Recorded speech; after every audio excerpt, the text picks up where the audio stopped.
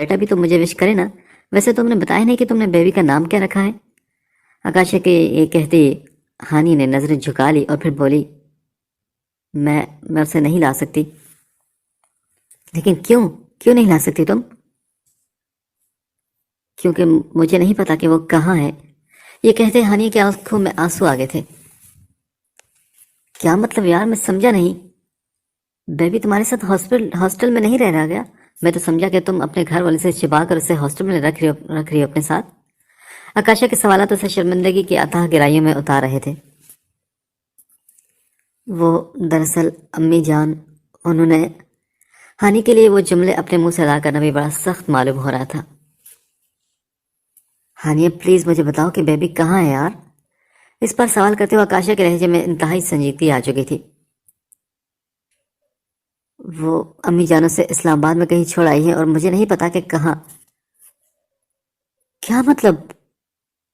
اس کی بات سن کر آکاشا کا دماغ گھوم گیا تھا. اسے گمان ہوا کہ ہانی نے اس کے سر پر کوئی بم پھوڑا ہو. کیا تم نے اس بچے کو پھینک دیا؟ آکاشا کا اگلا سوال ہانی کے دل میں کسی تیر کی طرح چبھا تھا. نہیں پھینکا تو نہیں میں نے، بس میں کچھ نہیں کر سکی اس کے لیے. وہ ایک گناہ تھا نا، اس لیے امی اور خالہ نے اسے میرے پاس رہنے ہی نہیں دیا. ہانیہ فوراً ہی بلک کر روتے ہوئے بولی تھی.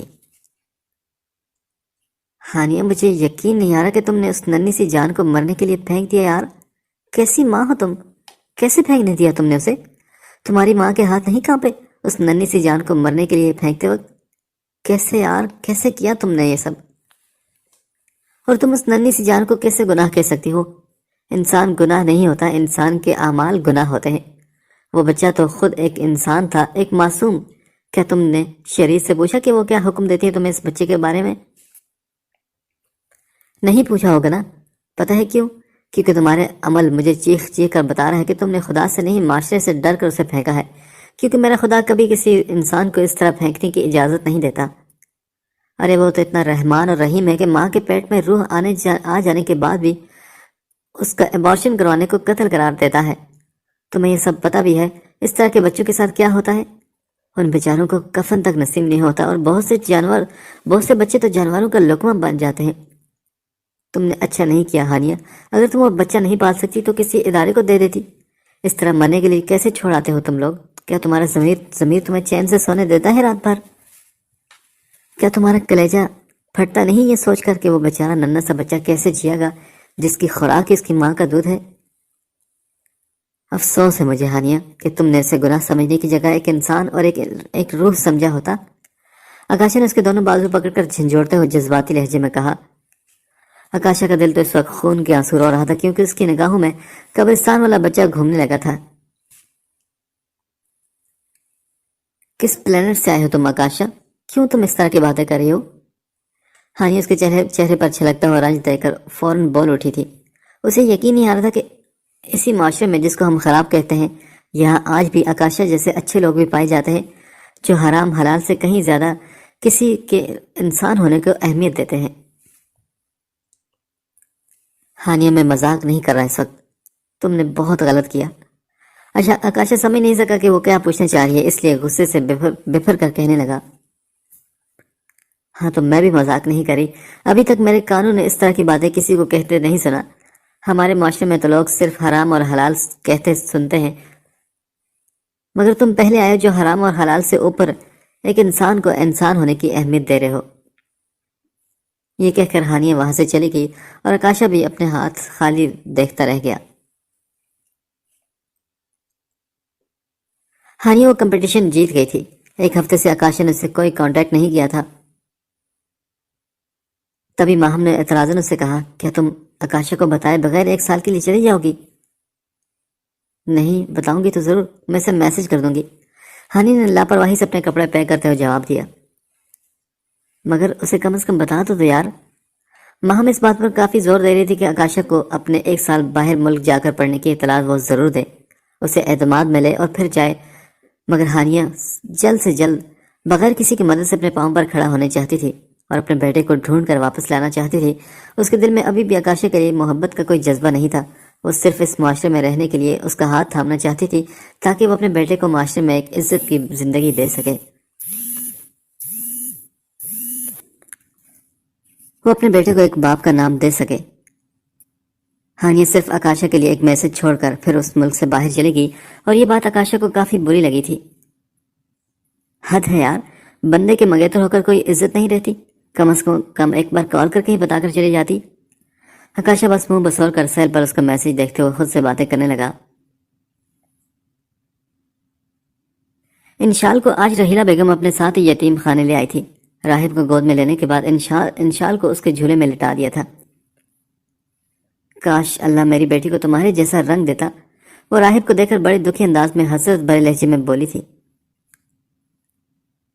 تبھی یتیم خانے میں کام کرنے والی خاتون اسے پریشان دیکھ کر پوچھنے لگی، کیا بات ہے رحیلہ، آج اتنا دکھی کیوں لگ رہی ہو؟ سب خیریت تو ہے نا؟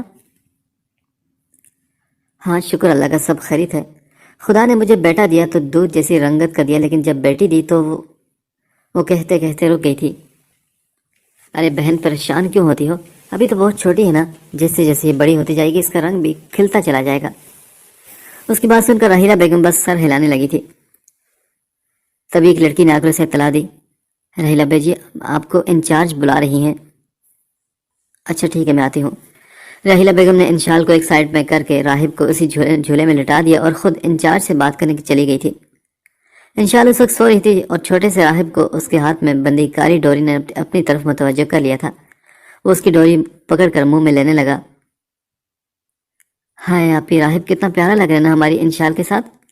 رحیلہ بیگم ابھی کمرے میں داخل ہوئی تھی کہ مصباح بڑے شوق لہجے میں دونوں بچوں کو دیکھ کر کہنے لگی، ایسی باتیں مت کرو، بھول گئے کیا کہ ہمارے یہاں ذات سے باہر شادی نہیں ہوتی؟ آج تو کہہ دیا، آئندہ ایسا کبھی مت کہنا۔ رحیلہ بیگم نے فوراً ہی سخت لہجے میں جواب دیا، جسے سنتے ہی مصباح کا منہ لٹک گیا تھا۔ اف آپی، ایک ہم اور ہماری ذات۔ بیچارہ راہب بیٹا سن لے، کسائی برادری سے تعلق ہے ہمارا اور قریشی کہلاتے ہیں ہم لوگ، بڑے امیر و کبیر ہیں۔ ہمارے یہاں ذات سے باہر شادی نہیں ہوتی جب تک کہ سامنے والا حد سے زیادہ امیر رہو، سمجھ رہے ہو نا؟ مصباح آپی، تمہیں کیا سمجھانے کی کوشش کری ہے، تم سمجھ جاؤ گے۔ اگر انشال کا ہاتھ چاہیے تو بڑے پاپڑ پھیلنے پڑیں گے۔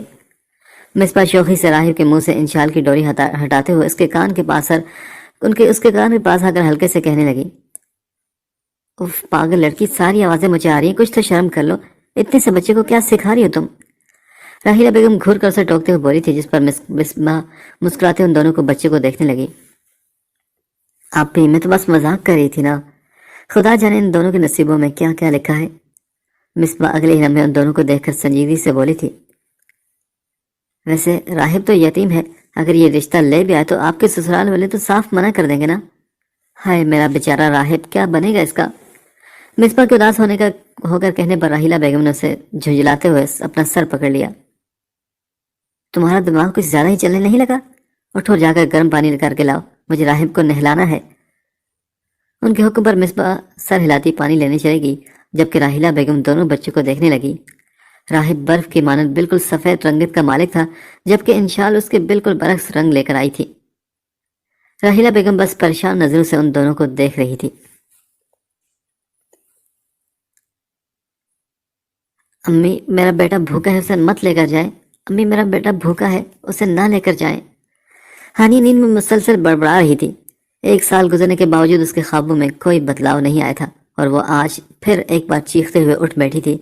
اس کا پورا جسم پسینوں سے تر تھا، اس کے حواس ابھی تک کام نہیں کر رہے تھے، اور وہ سر پکڑ کر اٹھ بیٹھی تھی۔ کمرے میں سناٹا ہونے کے سبب بیل کی رنگ پورے کمرے میں گونجی اٹھی تھی۔ فون پر آکاشا کا نام دیکھتے اس نے فون ریسیو کر لیا۔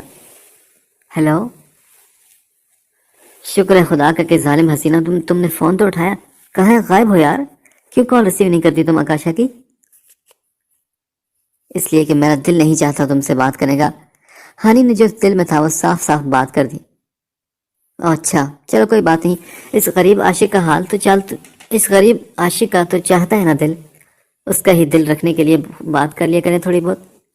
آکاشا نے اس کی بات کا ذرا سا بھی برا نہ مانا، ایک ٹھنڈی آہ بھرتے ہوئے منتی انداز میں کہنے لگا تو وہ بولی، آکاشا، میں یہ منگنی توڑنا چاہتی ہوں، کیونکہ مجھے میرا ضمیر ملامت کرتا ہے اور مجھے کہتا ہے کہ تجھ جیسی لڑکی کا خوشیوں پر کوئی حق نہیں۔ تم نے ٹھیک کہا تھا آکاشا کہ میں کیسی ماں ہوں کہ میں نے اپنے بچے کو مرنے کے لیے کیسے چھوڑ دیا۔ تمہیں پتہ ہے کہ جب امی اسے لے کر جا رہی تھی تب وہ بھوکا تھا، آج بھی وہ اسی طرح میرے خوابوں میں آتا ہے، میں پل پل مرتی ہوں یہ خواب دیکھ کر، یہ سوچ کر کہ میں نے اپنے بیٹے کے لیے کچھ کیا کیوں نہیں۔ آکاشا، میرے دماغ کی رگیں پھٹ جائیں گی، مجھ سے اب اپنے ضمیر کی ملامت برداشت نہیں ہوتی۔ تمہیں پتہ ہے کہ جب میں کھانا کھاتی ہوں سب سے پہلے دل میں خیال کیا آتا ہے کہ کہیں میرا بیٹا بھوکا ہوا تو، کہیں وہ بھوک کے مارے تڑپ رہا ہو اور میں یہاں آرام سے پیٹ بھر کر کھانا کھا رہی ہوں۔ میرا ضمیر مجھے بہت ملامتیں کرتا ہے، میں موت مانگتی ہوں مگر مجھے موت نہیں آتی۔ میں کیا کروں؟ تم ہی بتاؤ کہ میں کیا کروں آکاشا، کہاں ڈھونڈوں اپنے بیٹے کو؟ کبھی کبھار سوچتی ہوں تو امی اور خالہ کی باتیں ٹھیک لگتی ہیں کہ اگر میں اپنا بیٹا ڈھونڈ بھی لوں تو اس معاشرے میں اسے پالوں گی کیسے؟ ہانی بات کرتے ہوئے مزید غم زدہ ہو گئی تھی، اس کا کہا ایک ایک جملہ اس کے درد کی عکاسی کر رہا تھا۔ سچ ہی کہتے ہیں لوگ کہ مرے ہوئے پر صبر آ جاتا ہے مگر زندہ پر نہیں، اور یہی حال تو ہانی کا تھا۔ اسے صبر نہیں آ رہا تھا کیونکہ اسے اپنے بیٹے کی کوئی خبر نہیں تھی۔ ہانی، اگر تمہیں لگتا ہے کہ اس منگنی کے ٹوٹ جانے کے بعد تمہیں سکون آ جائے گا تو توڑ دو، آکاشا نہایت سنجیدگی سے بولا تھا۔ کافی دیر سوچنے کے بعد اس نے بڑی مشکل سے یہ جملہ ادا کیا تھا۔ وہ اس وقت اپنے آفس میں بیٹھا ہوا تھا اور ڈھیروں فائلز اس کے سامنے کھلی پڑی تھی۔ اس کے پاس سر کھجانے کا وقت نہیں تھا، اس نے خود کو جان بوجھ کر ڈھیر سارے کاموں میں مصروف کر لیا تھا۔ تب ایک جانی پہچانی آواز اس کے کانوں کی سماعت سے ٹکرائی تھی۔ کیا میں اندر آ جاؤں؟ آواز پر اس نے سر اٹھا کر اسے دیکھا۔ تم یہاں؟ آکاشا کو تو مانو 130 وولٹ کا زبردست جھٹکا لگا تھا۔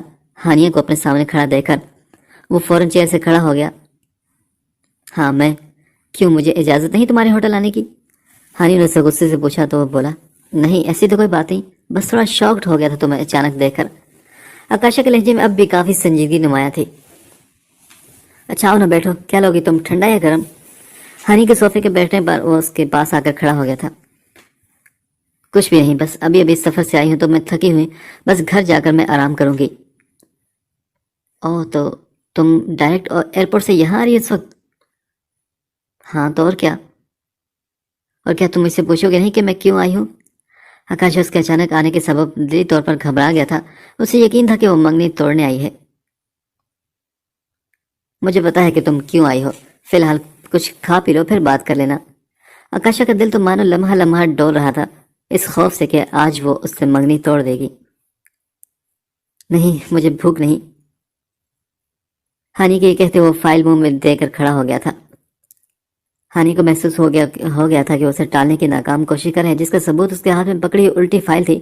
آکاشا کے چہرے کے رنگ ہانی کی بات سنتے ہی پہلے اڑ چکے تھے۔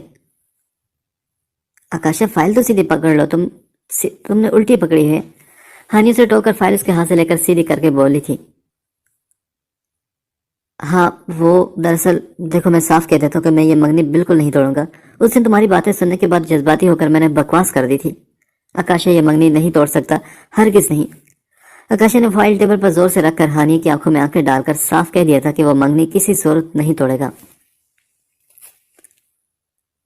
اوہ، تو تم اس لیے مجھے اگنور کر رہے تھے؟ فی الحال تو دیکھو، میں یہاں منگنی توڑنے نہیں آئی، میں تو معافی مانگنے آئی ہوں کہ جاتے وقت میں صرف میسج پر بتا کر چلی گئی تھی، جبکہ ماہم نے مجھے بہت سمجھایا تھا کہ تمہیں ٹھیک طرح سے اعتماد میں لینے کے بعد جاؤں،